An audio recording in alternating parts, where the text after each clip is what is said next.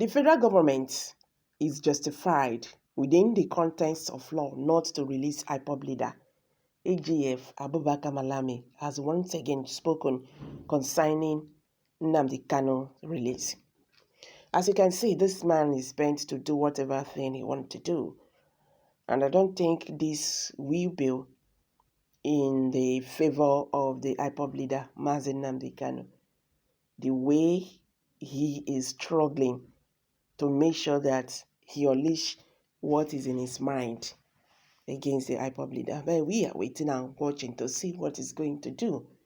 If the court of law have said this person is discharged and acquitted, why is the federal government of Nigeria still keeping him? Why are they bringing out this factor, the other one, when they have said that, when the court have already said that he is clear in all allegations levied against him? So he's discharged and acquitted. But Malami is still insisting that Nnamdi Kanu cannot go free. Let's hear what he's saying again. He said Nnamdi Kanu can be released after all illegal angles within rule of law have been exhausted. This is the only way Buhari government will release Nnamdi Kanu. So as you can see, Buhari government has done well in this, he said. The Attorney General of the Federation and Minister of Justice, Abubakar Malami, has explained why the leader of the indigenous people of Biafra, IPOB Nnamdi Kanu, cannot be released despite the court's verdict that set him free recently, stating that within the context of the law, the federal government is justified in still holding him in custody. Malami, who explained this in an interview he granted a national daily, said, to release or not to release Nnamdi Kanu is a fashion of the law and the rule of law for that matter. In arriving at a decision whether to release or not release, 1, you look at the rule of law. 2, you look at the public and the national interest. 3, you look at the security situation. And 4, you look at the international diplomacy. Let me first talk about the rule of law. This is someone that has been granted bail on account of charges that have been preferred against him at the court. To the international community, a case of fugitive is established against the background of bail jumping. 2, arising from national security, this is someone that is charged with treason, incitement of the public, destruction of civil authority, a kind of murder and assassination of others on account of his incitement. That boils down to issues that borders us on the issues of national security and criminality.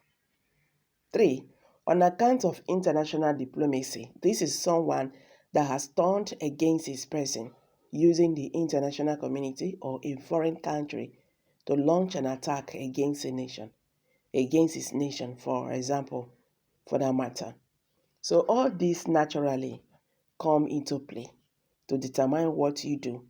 So if you have equally gone through judiciary processes, multiple cases, a case of treason, a case of homicide, a case of jumping bail, among others, the fact that you have indeed succeeded in one case, as opposed to multiple others that are pending, goes to establish the fact that that case cannot be only base and criteria for determining whether you are entitled to be released or not, he said. So the same question is whether what the federal government has done by way of not releasing Nnamdi Kanu is justified within the context of the rule of law. And my answer is yes, it's justified. This is because the single case that has been determined is not the only pending case against Kanu, as there are other multiple cases associated with treason. The exit multiple appeals that are pending and yet to be determined. And then again, there are international public interest dimensions. The essence or the essence of the government is a substance of the public and not an individual interest. Asked whether the federal government would have moved Kanu back to Kenya as ordered by the courts, Malami said, when the cases are exhausted, when within the context of the rule of law, and decisions and conclusions are in his favor, the government will comply. But whether option is open and available to the government will exploit it within the context of the rule of law, within the context of the rights available at his disposal. On what he has achieved as AGF, Malami said, well, it all depends on the perspective of which you look at it.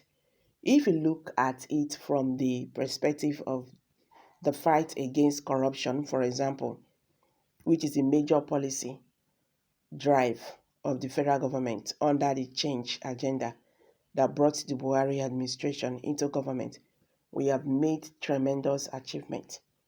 Before we came on board, you will recall that a single agency of government, for example, the EFCC, recorded around 160 records of convictions. Now, looking at it from what we have done in terms of enforcement as it relates to the fight against corruption, as at last week, within this year alone, we have over 2,665 conventions. So if you are looking at it from the point of enforcement, a government that succeeded within a year in securing 2,665 conventions by one single agency of the government, EFCC, even when you have in place additional conventions secured by the Federal Ministry of Justice, NJLA, and ICPC, it is clear proof of establishment of sources in the field of enforcement. Nigerian government, now well done. I'm dropping it here, guys. Kindly share your thoughts below the comment section. Thank you for always coming out here. Bye for now.